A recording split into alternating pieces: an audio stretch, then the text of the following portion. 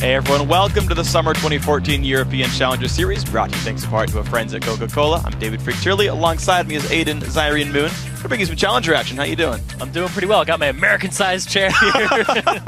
Darn ready right. to cast. Good. We've got an American-sized broadcast coming up. Now, of course, we're now into the Summer 2 quarterfinals, and the number 1 seed H2K Gaming takes on 8th seed GG Call Nash. And H2K Gaming has that number 1 next to their name for a reason. They only lost a single game in the Summer Series 1 and swept Ninjas in Pajamas 2-0 at the finals in London. Today, they feature their entire winning lineup intact, which also played the fastest average games in Summer Series 1. So don't blink during today's matchup because their opponents, GG Call Nash, have won their first 2 games of Summer Series 2 in an average of 23 minutes.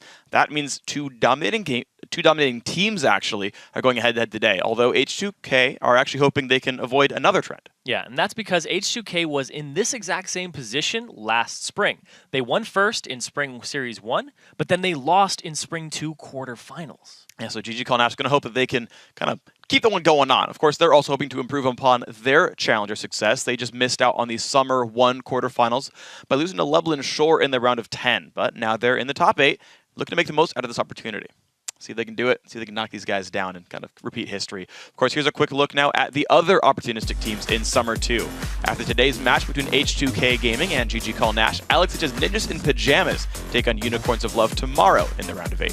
Then next week, the quarterfinals continue as Forever Zenzig and SK Gaming Prime go head-to-head. And Ocelots Gamers 2 take on Playing Ducks. There's going to be some pretty important matchup for all the teams involved, so let's also not forget the points. That's what matters when you win the games. Things are getting interesting here in Summer 2, where the stakes have been raised for victories. H2K Gaming, Ninjas in Pajamas, and Gamers 2 lead the pack for their performances in Summer Series 1. After that, Lublin Shore is in 4th place, but they did not re-qualify for Series 2, so they can no longer earn points towards the playoffs. However, Lublin Shore can still clinch a playoff spot if H2K, NIP, and Gamers 2 move on to the semifinals. See if they're going to keep on winning. Now, of course, every team with an asterisk still controls their own destiny and hopes to end up in the final 6, the top 6 in points when it's all said and done. All they got to do to have that happen is just keep on winning. And to keep up on all the Challenger playoff scenarios, log on to lolesports.com. Under the Leagues and Tournaments tab, you'll find scores, schedules, links to VODs, and everything else you need to follow the Challenger Series and the LCS all season long. So let's move on to today's matchup. It's a best of 3. It's about ready to go, and it's going to be a fast and furious one. H2K Gaming going up against GG Call Nash. Yeah, GG Call Nash, we saw them previously. They lost in the round of 10 to Lublin Shore. Something these teams actually have in common is they've both dropped a single game to Lublin Shore. Yeah. They're the only team that ended up beating H2K Gaming, but then they ended up losing the best of 3. With Lublin Shore out of the picture, maybe GG Call Nash has some potential to unlock. Yeah, sometimes there's just kryptonite there. You've got to get past the one team, you get out of the way there. And again, we talked about the fact that H2K got upset in Spring Series 2 there. That was a team eventually known as Denial Esports. They actually went to the playoffs themselves, so that's, of course, could be a road that GG Call Nash takes. Yeah, and both these teams have very high performers on them. We have Hjarnen in the bottom lane with an 8.7 KDA, the highest KDA in Summer Series 1 as an AD carry. As an AD carry player yourself, Good player. That's a really high KDA, yeah, especially over 7 games. It's a good number. He's honestly very consistent for the team. He's been one of the guys who's been with that roster the entire time as well. H2K have had a couple of roster swaps over time, but those guys look real good. Yeah, it's the same roster, though, completely intact. Not all the other teams can say that. True. Even GG Call Nash, they've actually brought on 2 new members since they ended up losing in the round of 10. They've brought on Lickety and Vince. And now Lickety, he currently has a 24 KDA so far from the round of 20 and round of 10. And he's up against Hjarnen in the bot lane, who we just talked about being a strong force for the team. Yeah. I don't know what he can do. It's quite possible he's the underdog, but it could be Lickety's split. It really could be. And here's the thing, actually, is a lot of players will sort of turn it on when it comes to the actual competitive performances. The fun thing about the Challenger Series is a lot of these players, it's kind of like their first time on these sort of competitive teams playing more coordinated games. In solo queue, it would look really hard. Hjarnen is number 8 in Challenger and solo queue. He's kind of up there, and that's kind of always been the H2K hallmark, is they were always the best solo queue players. They'd be able to take scrims off of LCS teams, and it was like, well, we've got to build ourselves up as a team. And now it's been a good, 8 months together as a team. Now these guys have actually built up this energy quite a bit. GG Call Nash, a bit of a newer set of faces. Lickety, also a player I haven't seen very much as well.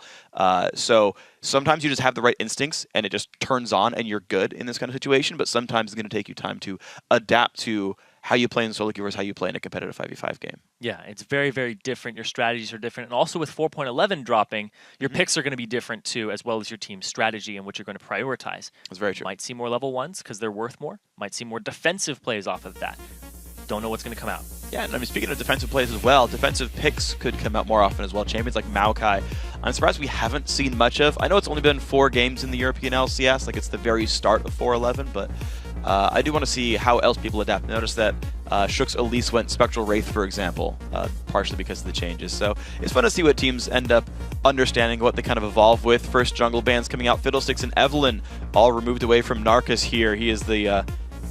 I remember him actually from last time around. Yep. He got banned out and had to play Feral Flare Yi, and that was, I think, after the Feral Flare nerfs as well, and he was not very effective. So maybe we'll see the strategy repeat itself. Yeah, we'll see, because he played Skarner both games in the round of 20 and round of 10, and Skarner took a little bit of a hit to the movement speed stacking on Q, as well as the damage of that ability. Yeah. So I don't know if he's going to go with that again, but the trend today has been ban a bunch of mid laners, and we're seeing a little more focus on the jungler right now.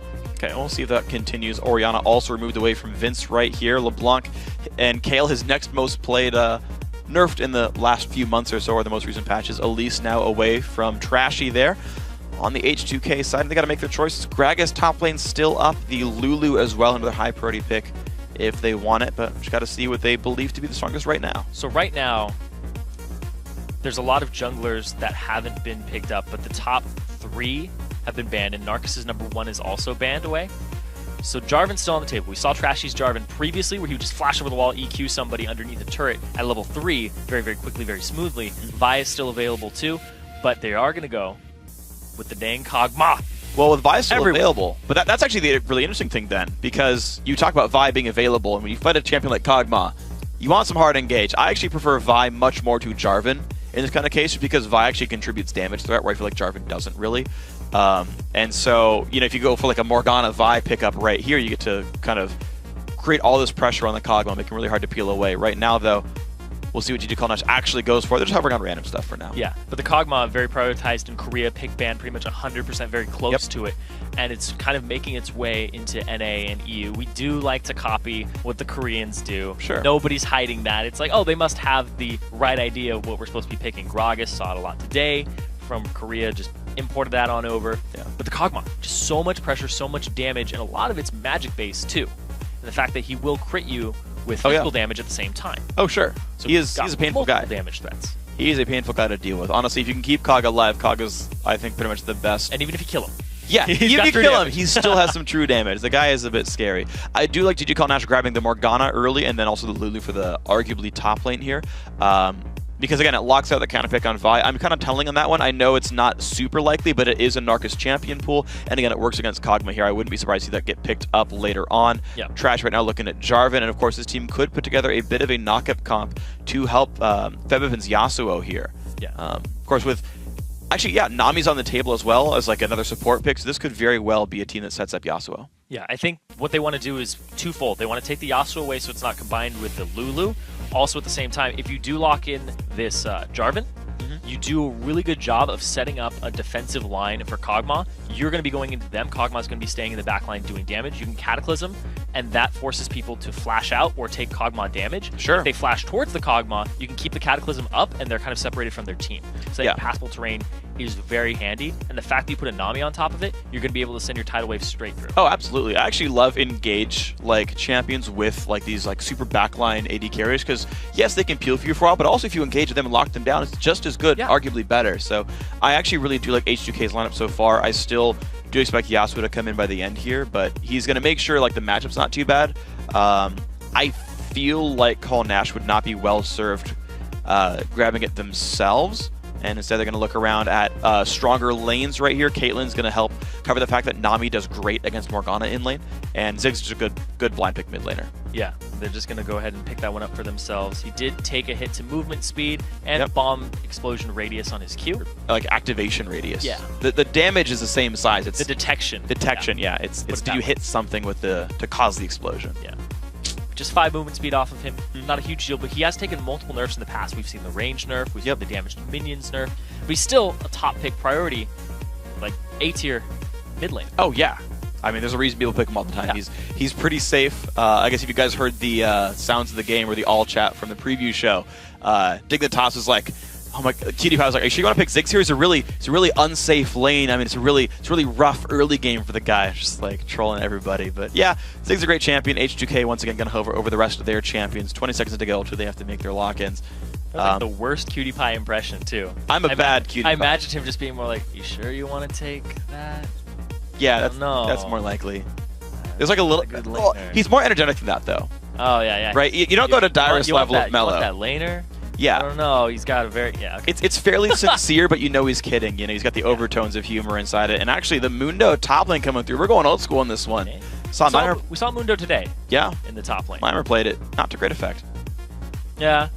Although right now in top lane, it's all about, can you get the Gragas in there? Can you get the Mundo in there? A lot of people going back to those beefy top laners that just provide peel for the team. Since Kale took a nerf and Lulu, people are kind of finding counters to that right now. They might just be. Gragas does really well against Lulu, but Lulu's still top tier top laner. Yeah, she's pretty great overall. Now we got to see what GG Call Nash though goes for this one. I don't super expect the Master Yi. They're hovering it, I think, as a troll. So for what it's worth, it is a Narciss's champion pool. He does play the champion. I just don't feel like it fits that well in this team. I think it's really tough to play Yi up against a Jarvan. I do like Cog, and actually, here's what not Cog. This is what I love about this, and I should have thought of it sooner. Lulu Morgana is so good with Skarner.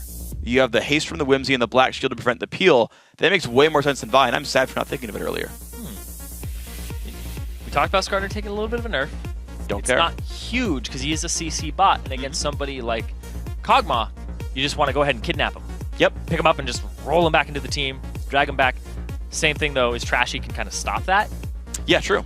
And Skarner won't have anything to do with that, so there's a whole lot of situational positioning here that you can't really theory craft too much. Counterplay here. In champion selects, you have to watch how the game unfolds. Because you don't have these easy 1700s line up in front of the battle lines and go walk at each other sort of battles. It's all about positioning and weird flanks, what summoner spells are available. Oh, absolutely. Yeah, so it's going to be a really interesting battle to see how this one does play out. You do have a couple of knockups here for H2K. Jarvan and Nami can both set up Fabibin's Yasuo here. Of course, he can do it himself as well, but otherwise GG Call Nash have the ability to kidnap a Yasuo or kidnap a Kog'Maw and just break him down and remove one of the two damage threats that H2K has. But they're both really big damage threats, and at the same time, they're both, innately physical damage, but Kog'Maw does a lot of magic damage that people underestimate. Yeah, and you can't completely discount what Dr. Mundo can pull to a team. That's true. There is actually a fair bit of, I guess, repeated threat. It's not quite the right term I want, but he's sustained? Yeah, sustained threat is a pretty good term for it. He's like this cloud of damage where it's just you are going to lose health if you're nearby to the guy. He's going to throw cleavers at you. And Caitlyn is not well equipped to kill him either. Caitlyn is one of the, I would say, worse sustained damage champions. Her damage is high because she's safe, but most AD carries are safe against Mundo. They don't have to kite back the entire time. You have really high uptime against Mundo. So it's all about how much damage can Lickety put out and how safe are Hjarnan and Fabivin going to be.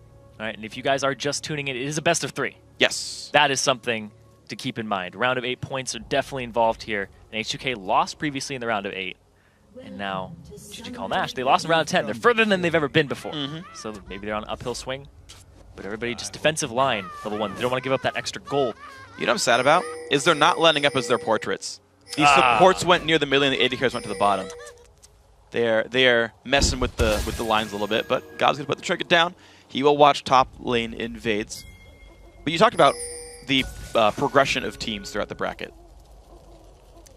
Basically, the way it tends to work, top 3 almost always puts you in the postseason. With very few exceptions, that's going to work out for you. H2K, as we mentioned, did win Summer Series 1. They are almost definitely going to make playoffs. They are not necessarily guaranteed a first-round bye, and that is important because then you're almost guaranteed to be in the promo tournament at that point. Whereas GG Call Nash, they absolutely must win this game outside of a bunch of teams forfeiting. They have to win this match to make it to the postseason, to play in the promo tournament and have a chance at that. And H2K, they really want to get that first round bye. They want to make the promo tournament again. Last time they got 3-0'd by the Super Hot crew. And since they've changed their roster. They now have Trashy in the jungle, and they now have AOD on support. Odwamna, Febevin, and Hjarnan have all stayed the same and just tried to rebuild around the core and continue pushing on. And I love to see that when you don't succeed in the Challenger Series because you didn't end up winning your promotion matches. Just go back, do it again. Make sure that you can continue chasing your success and take it into your own hands. And even if it requires replacing some members, or some people don't want to do it anymore, just keep going through. Yeah, and I love that they're sticking with it. I do too, and it's the same with a team we're going to see tomorrow as well, Ninjas in Pajamas, Alex Itch's team. They've actually announced their own roster swaps recently. Yeah, I do love the teams that stick around and keep going for it. GG Call Nash, right? They failed in Summer 1. They're keeping going for this one as well. So we'll see as they continue to rededicate themselves who gets the progress here. Just watching early game lane matchups, not too much happening. Standard lanes as well. Just kidding, not standard lanes. We did have a lane swap. Forgot to call that one out properly. And we'll see where the junglers end up and who makes the early moves. Yeah, lane swaps are something we haven't seen for a little while here, especially because the increased gold on Dragon and the fact that H2K went for it because they wanted to have the safe lane for Kog'Maw, so he'll scale into the late game. That's the biggest thing here, because Caitlyn, big range advantage over Kog'Maw. Not a lot of people know this, but his range is actually 500 when he doesn't have Bio-Arcane Barrage up. And same as Sivir. And Sivir's a pretty bad lane against Caitlyn. So definitely keep in mind, Febevin still just pushing up against Vince, although he's not really winning in minions right now, so he's just putting some damage down, making him chuck potions. Yeah. That is true. That is actually a pretty big deal, though, is if you can push him out of lane entirely, it's a good place to be. Level 3 so far in these lanes, and we have the very different, actually, game plans here. So Call Nash are actually pushing heavily in the bottom lane. They're going to take this turret down pretty soon, as well as group up for this dragon right here, so they're going to get that gold off of the lane swap. However, H2K have rotated their mid laner and top laner, maybe they can pressure top lane, and maybe even contest dragon. It's a 3.5 minute dragon here. You have to delay it a little bit because they were going to take some damage from this dragon. And there it is. There's the ward. And then they look at that. Great play by H2K. Once they saw the AD carry leave lane, they said, okay, let's check this one out. Again, the movement of the support to get around on this side of the map, really great stuff. But the biggest thing here is that Hjarnan has just been solo farming the entire time, and he's not going to fast push this either, because that's not what Kog'Maw wants. Caitlyn wants to fast push, Kog'Maw doesn't. Kog'Maw wants to sit there and get as much farm as he possibly can. Well, first smite fight just went to Narcus right there, grabs that one away. Trashy did not manage to get that one with his own smite, so there we go. But the knockup comes in, the bubble onto one. Narcus, Smite's not going to save in this one. First blood goes through to Dr. Mundo from Odwamna. And now Vince forced to run away. Looks like he'll stay alive, but H2K starting off nicely. These level 2 fights, full value first blood after the 4 minutes. Everybody getting a little bit of a piece of that one, except for Kog'Maw. Still farming up top. Still having a great time. I'd take 28 CS, though. I'm okay with that one. Looks like the recalls, the movements come in. Call Nash going to send Gob top lane. Couple levels down, though, so good luck with the matchup. Yeah, especially against this level 4 Kog'Maw. Squeeze is going to try to make something happen here on Devin. He'll go after Vince instead. See if he can do it. Black Shield goes in, literally has no effect against this one. Nice flash Q comes to Vivin. He's going to block everything out, and now Squeeze forced to run away. Beautiful play right there with the kill. Former Cloud9 Eclipse member coming up huge right now in the mid lane. Ended up getting a part of that assist and the solo kill in a 2-on-1. Yep. That's just awesome play. We mentioned the wards or the potions all getting removed earlier on, and that's the case. Narcus does grab a Quill Cloak here, so he's going for the new Ancient Golem build on Skarner. We've seen the Lizard before, but not this time for him. Vince is going to go more armor-based with an early tier, likely to follow up with an Arm Guard next. So looking for a gank in the top lane here. Trashy, he's a forcer. We've always known him as one, even back when he was on Reason Gaming. See what he can do here. Well, it's going to be a little bit of damage going on. So top. Nice flash to keep himself safe. Trashy went for the knock-up and forces Summoner out. Good play. Yep. That's all he'll do on Jarvan is force your flash, and then he'll stick around as long as he can and try to deny you a little bit of farm. And then other times he'll be like, oh, I'm going to go ahead and gank you again and again and again. Yeah, we'll see if Gob sticks around. He's right about in the EQ range. He's flashing with Qs, but the lane will not freeze, so Gob can wait under his turret for this. He's going to wait for the Bio-Arcane Barrage cooldown if he has communication with Hjarnan. Can they die this, actually? They maybe have enough durability. The turrets are stronger in 411. That's true. Looks like they're waiting for a counter gank. But I wouldn't put it past Trashy. Oh, yeah, he is an aggressive player. He's such an aggressive player in the Challenger Series. Reminds me a lot of Co. Yep. Former teammates here for H2K. Right. Nope, he's just going to give the attack speed There we go. God Force went away. Here comes Odwamna in the bottom lane, though. Liquidy doing what he can to keep the damage down. Odwamna fairly low, but there's Sebevin. Good damage comes out. Wind wall just in case Squeeze is going for something there. One more kill to the knockups. Can they get this one? The flash, the auto attack, they get it. Double knockup and the ulti comes in. I think he's... Wow. Well, 2 goes under the turret. Nicely played. But Bevan, he's got to get by this minefield now. He can push up the wave. He's 2 levels above Vince right now. Yeah, Vince, no ultimate available. Vince just needs a tiny bit of experience until he's able to use it, but... Doesn't have a source of any experience or gold right now. Right now. Though, still, yeah, trying to get around. Oh, that's not what you wanted. That's, all right, well, I mean, he'll probably survive this, but... He's clearing the waves so that he's able to get by the turret. All right, there we go. Odwamna finally push it up for him. And they're going to stay safe. It was a project and a half. Seriously. Took him some effort, but hey, teamwork happened right there. And now H2K already up 2,000 gold before 8 minutes in. What a great start. Yeah, but another big thing here is GOB, Gob, 11 CS in that top lane to the 37 of Odwamna. Odwamna was part of that first blood. He actually got it for himself, and he got the double buffs off him. So we had a really good time in the bottom lane alongside the assistants and the double kill there in the bottom that went over to H2K. So right now, H2K are in a very good position. Only 8 minutes in the game. These guys are looking very, very strong right now. This is the team that had the fastest average win time in Summer 1, and you're seeing just why. Aggressive players, they make a lot of great choices. Liquidy does manage to get the solo gold on that turret. Squeeze puts a ward down saying, I see you, Jarvan, so Trashy can't force anything here, but honestly, this is going to be hard for Colnash to do much here. They have taken down a turret, so that's good for them, that dual lane in the bot lane, but they're still down pretty heavily. And you talked about how different it is between team play and solo queue play. Back when we were talking about H2K being all very individually skilled players, the time that they've had to mesh as a team, it's vastly different. 8 minutes in, you're already seeing turrets go down, and you're seeing 4 kills on the board, as well as a dragon trying to be contested. If you're playing a solo queue game, 9 minutes in, you're like, I hope I have 70 farm. Yeah. I hope I've been farming well this entire game. The 8 kills are normal. And I think those just happen. I think another big thing here, too, is H2K did the lane swap to really test Colnash's teamwork. Can you play and make the right map movements versus a team that's trying to play the map over you?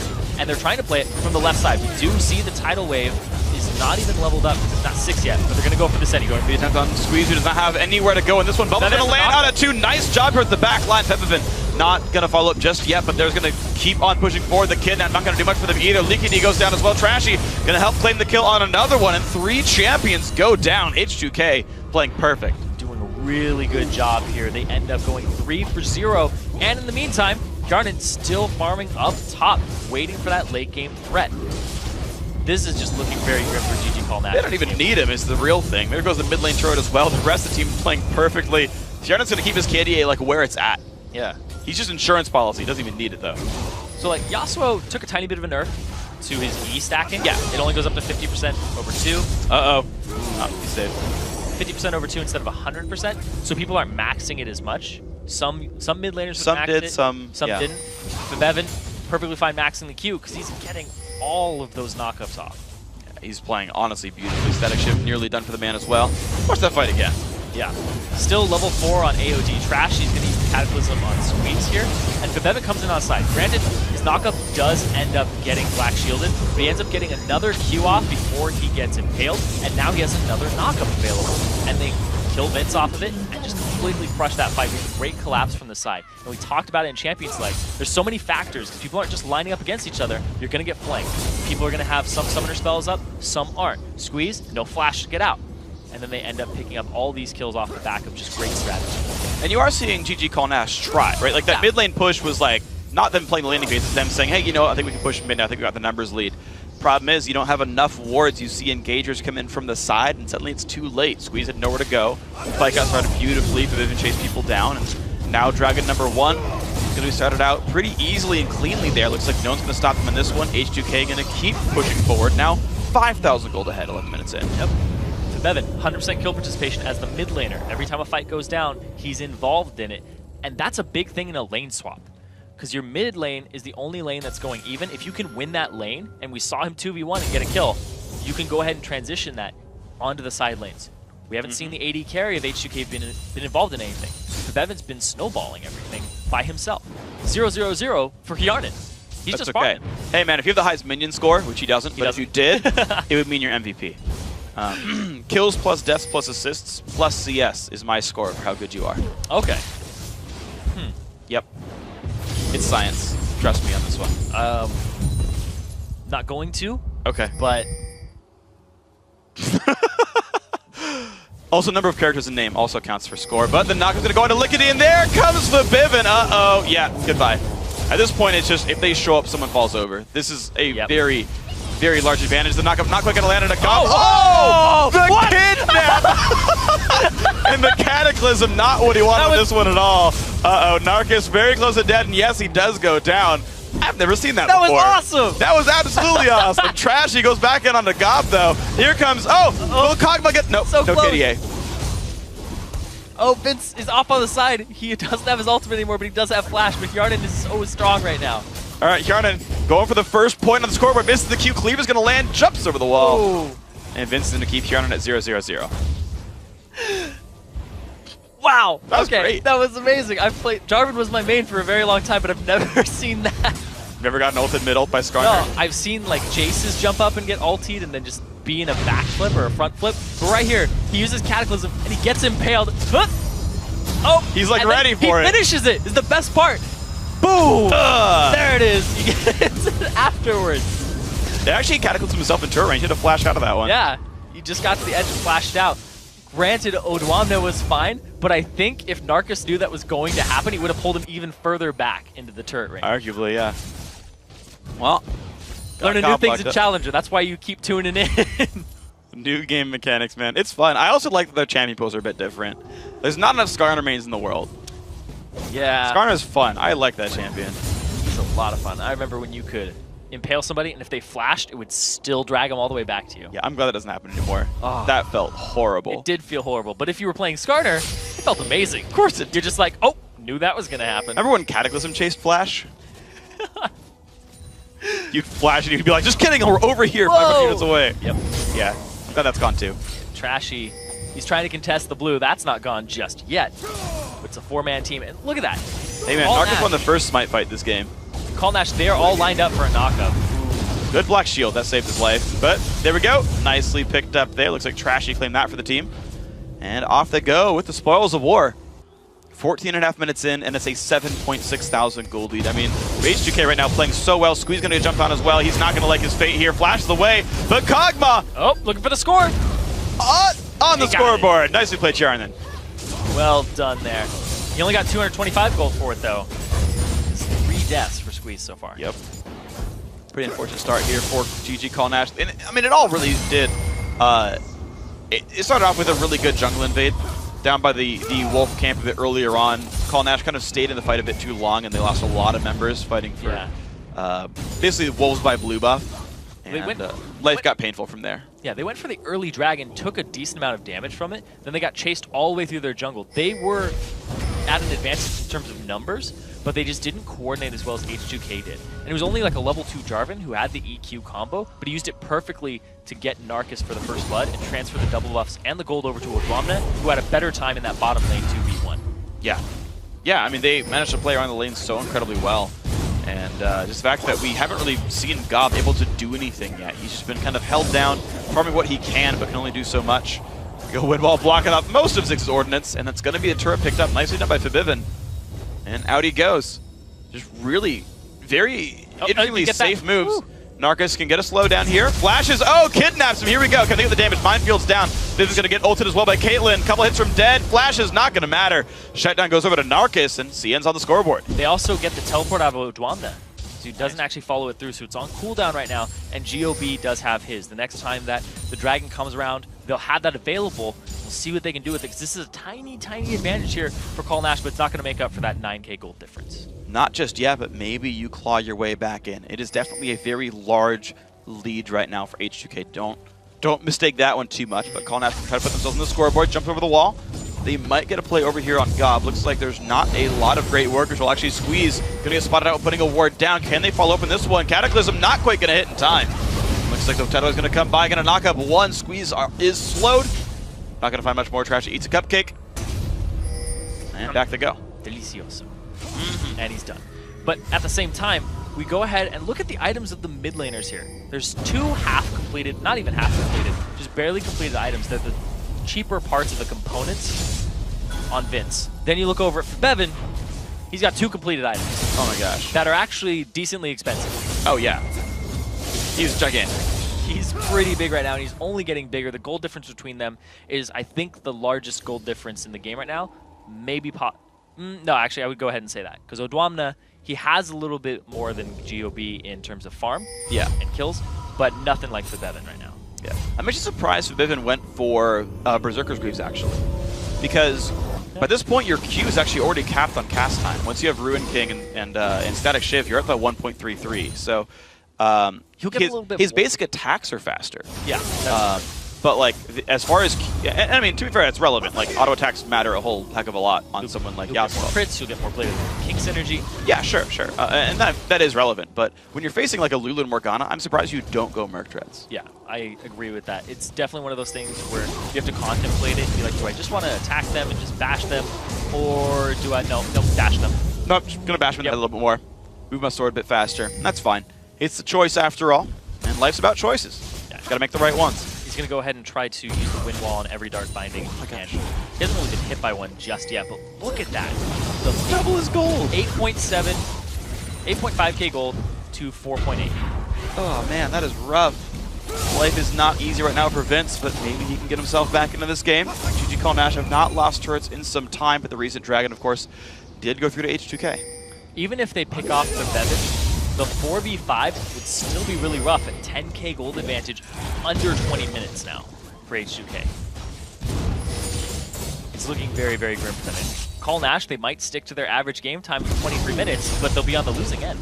It might just be. There's the Dark Bind is going to head up onto Jarvan, who did smite away the red buff, so more stuff's getting controlled. Bottom lane split push stopped by a Ziggs ulti. I want to see how H2K does push through. I know, thinking back to the spring series when they were Cloud and Eclipse, they tend to be pretty good at closing games out. I remember thinking about that. Kidnap attempt, not quite going to happen. Narcus forced back in this one. Won't catch Yarn just yet. That's one thing to keep in mind is H2K have to be very, very afraid of how Morgana... Oh, good Black Shield again. Narcus going to look again for an attempt here. Think he's going to stay safe. The Bevan off on the right side. They know that he's there, though. They saw him with that ward over the wall. Just barely. Alright, so what is their way in? Not a lot of siege pressure. It's 3 melee champions. Made to carry and support. Odwamna splitting up in the top lane, but he's not making that much headway. They're not splitting right here for Call Nash. They're sending too many people top. They're going to lose bottom in Hib turret. They just might. Here we go. Odwamna's going to run back, pops the ulti, gets away. And now the pressure goes on to the rest of the map there. Looks like it's right now just Fabivin pushing down, but Hjarnan really wants pressure on mid-tier 2. Hjarnan's about to reach the turret himself. Got to be careful of Skarner on the left-hand side. Muna coming down to flank that one. Fabivin actually can't push in time. Vince just clears the wave away. Yeah, they pulled off just in time and had the wave clear at the right spot. Still splitting the jungle here for Call Nash. H2K, they're putting themselves in the right position, off on the side. Look at that. If he gets the knockup, Yasuo's on the side. He's going to go for a catches Leakity as well, but now Squeeze is the one blocked. Has to flash away as well. Fabivin gets out of this one. Narcus has already blown his ultimate and didn't get a kill for it. Now these guys own the mid-tier 2 turret. Trashy forced one away for now.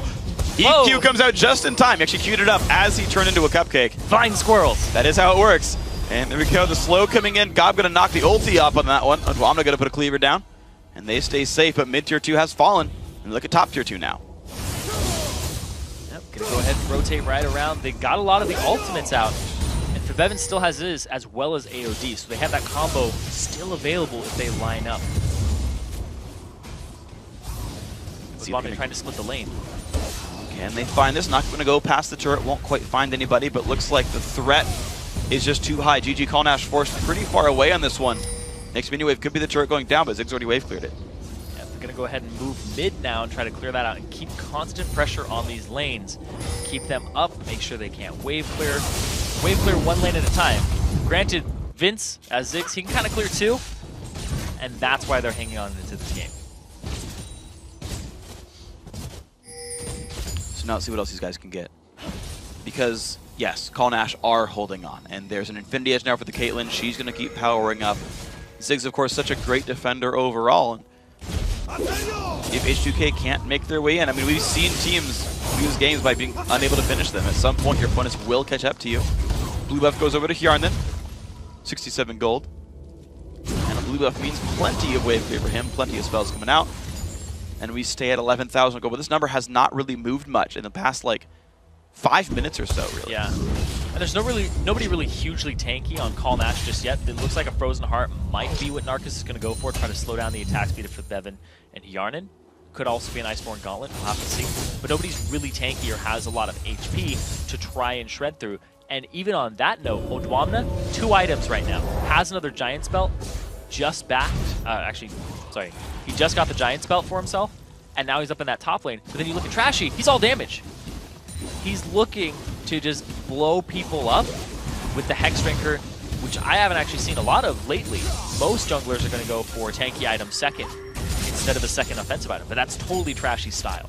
Yeah, he is an aggressive playmaker. Problem is, turret diving is really all that H2K needs right now. They've got plenty of damage from Hjarnan and Forbidden, but that's the play all the same. They move up towards this top lane. Gob's got to be a little bit careful. But now top tier 2 under fire, and Gob is alone, but the team is coming up. Hjarnan's far away, actually. Looks like, Forbidden's far away right now. Narcus looks for his pick attempt. Bubble's going to turn him back. Nice job there by AOD. Call Nash are doing a very good job of going back to their turrets and defending them over and over and over again. Looks like Bevan's actually going to split mid right now, see what type of pressure he can make. That's going to tell Call Nash he might have to fight right now.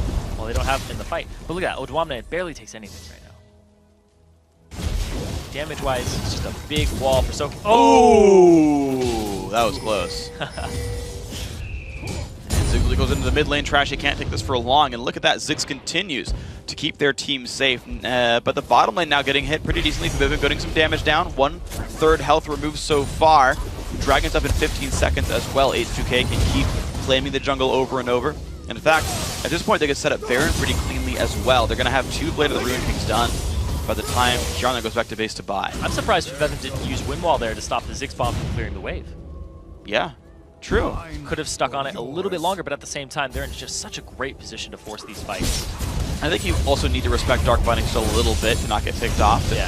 Eventually, just on this way, they can go for it anyway. There comes Narcus in. He's going to go ahead and kidnap AOD. That is a Nami all the way in the back lines.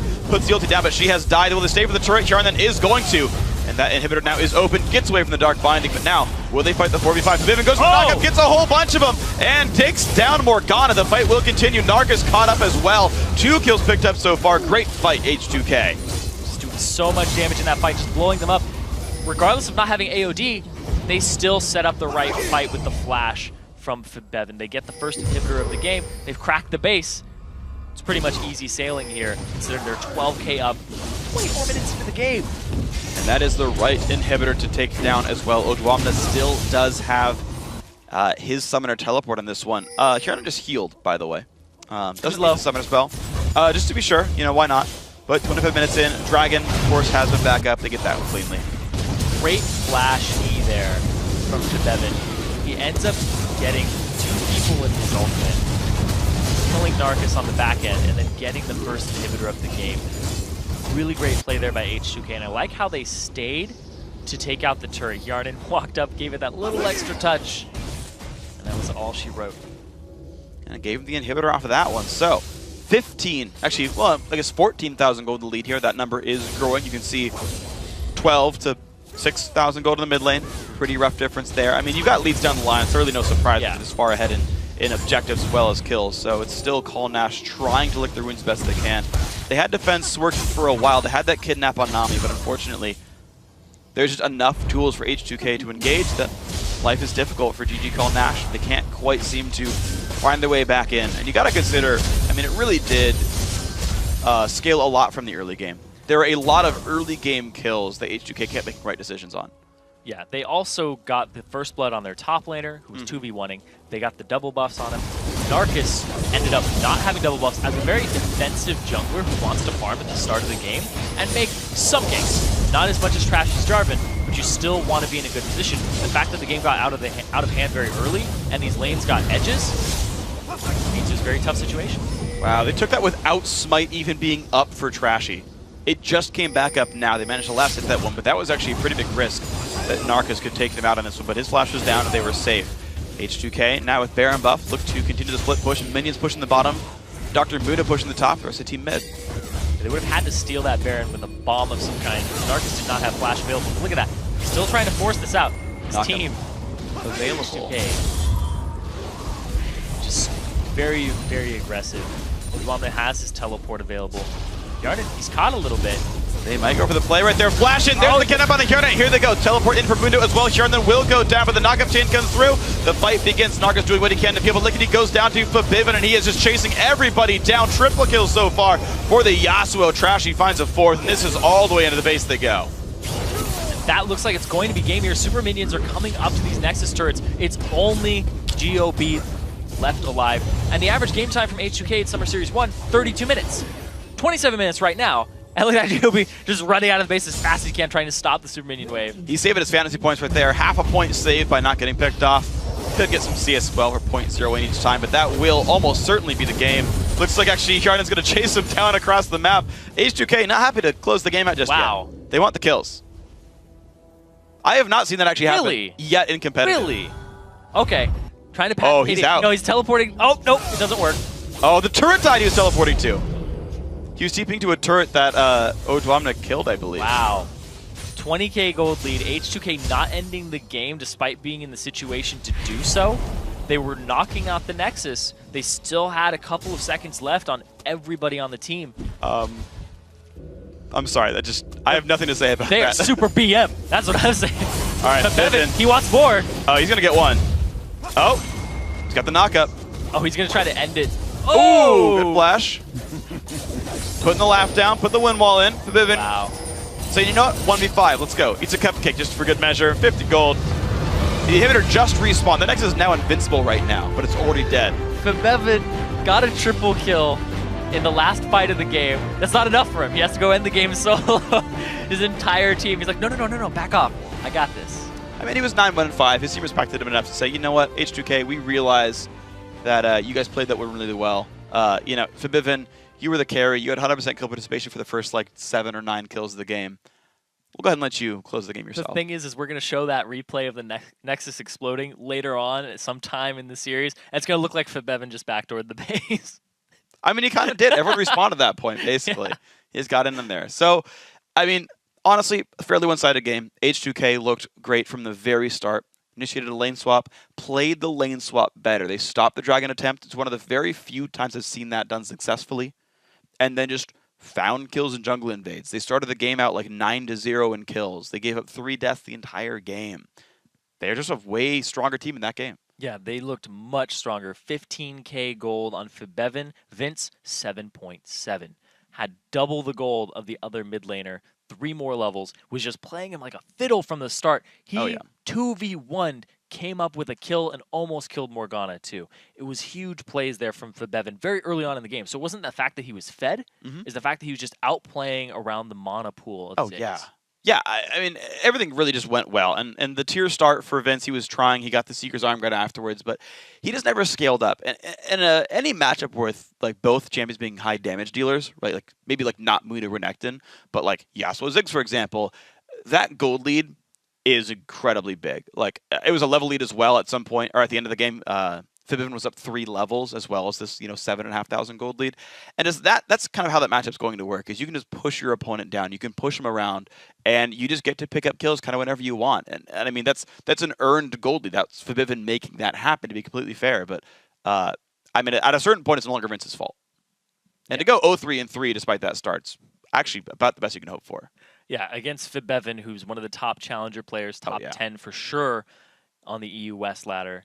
Coming in on a team that was one of the top teams and took first, dropping only 1 game to Lublin Shore. It's no surprise that happened. Going into game 2, though, you got to have a pretty good mentality in terms of bouncing back if you're Call Nash. You have to sit there and think, you know what? They just got us from that jungle invade. We played the dragon wrong, played the 2v1 wrong. How do we fix it? How do we not do that again? But you have to play to win. You can't play to not lose. True. Especially against H2K, who are always going to play to win and just go at you over and over again. Even if they're behind, they're going to try to force something. Yeah, and that's the interesting thing is, and I do like the tenacity of H2K, that they're going to try to make these choices, make these plays, get themselves into this one. I think just the fact that we saw Call Nash hold up reasonably well in the mid game, despite a 10,000 gold lead, is a good sign for them. Yes. I think their champions were generally fine. I mean, they were obviously able to turtle with Ziggs and Caitlyn pretty successfully. It's okay, let's go ahead and not give up 10 kills by 12 minutes, and then that's a good way to start things out. But I think they can fix it. Early games are always tricky. Sometimes random things happen that you don't expect. I think there was a chance for them. It snowballed off of some great early game plays, which I think can be fixed. We're going to see if it can happen, and we got a game coming up. We're going to take a quick break. When we come back, it's time for Game 2 between GG Call Nash and H2K Gaming. Don't go anywhere.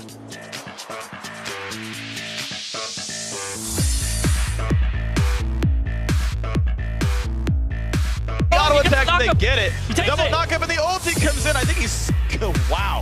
Not going to follow up just yet, but they're going to keep on pushing forward. The Kidnap not going to do much for them either. Leaky goes down as well. Trashy going to help claim the kill on another one. Very large advantage. The knockup not quite going to land in a combo. Oh! The What? Kidnap! And the Cataclysm, not what he wanted this one at all. Will they fight the 4v5? Vivian goes for the knockup, gets a whole bunch of them, and takes down Morgana. The fight will continue. Narga's caught up as well.